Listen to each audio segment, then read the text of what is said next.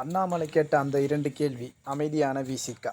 தமிழகத்தில வந்து பார்த்தீங்கன்னா, விசிகா மிகப்பெரிய பிரம்மாண்டமான ஒரு மாநாடு வந்து திருச்சி சிறுகனூரில் நடத்தி முடிச்சிருக்காங்க.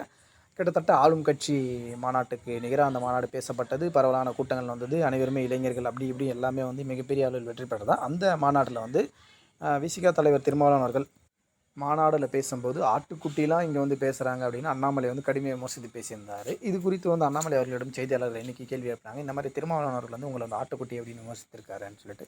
அண்ணாமலை அவர்கள் வந்து அதுக்கு கூலா ஒரு பதில சொல்றாரு. ஆட்டுக்குட்டி வந்து நான் இன்னமும் மேய்ச்சிட்டு தான் இருக்கேன். எனவே வந்து ஆட்டுக்குட்டின்னு சொல்றதுல வந்து எனக்கு எந்த விதமான அ வருத்தமோ கிடையாது. நான் என்ன ஆட்டுக்குட்டி அப்படின்னு கூப்பிடுறது வந்து பெருமையா தான் நினைக்கிறேன்னு சொல்லியிருந்தாரு. கேட்டுட்டு அவர் சொன்ன விஷயம் தான் திருமாவளவன் அவர்கள் வந்து சமூக நீதி, சுயமரியாதை அப்படின்னு மேடைத்தோறும் பேசுகிறாங்க.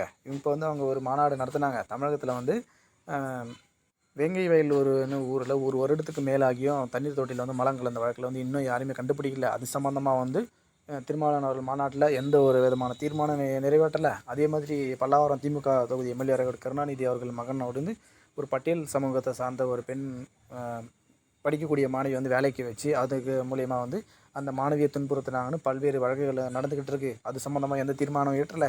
இதெல்லாம் தீர்மானம் ஏற்றாமல் ஏதோ வந்ததையே தீர்மானம் ஏற்றிருக்காங்கன்னு அண்ணாமலை வந்து பேசிட்டு போயிருக்காரு.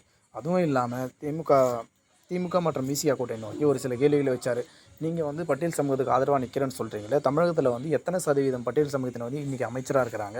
கிட்டத்தட்ட 35 அமைச்சர்களில் வந்து 3 பேர் மட்டும்தான் பட்டியல் சமூகத்தை சார்ந்தவராக இருக்காங்க. இது வந்து சதவீத அடிப்படையில் வந்து பார்த்தீங்கன்னா 10க்கும் குறைவாக தானே இருக்குது. இதுவே மத்தியில் ஆளுங்கிற பாஜக அரசாங்கம் சமூக நீதிக்கு எதிரான கட்சி அப்படின்னு நீங்கள்லாம் ப்ரொபோகண்டா பண்ணுறீங்க. அவங்களே வந்து 16% மேலே கொடுத்துருக்காங்க.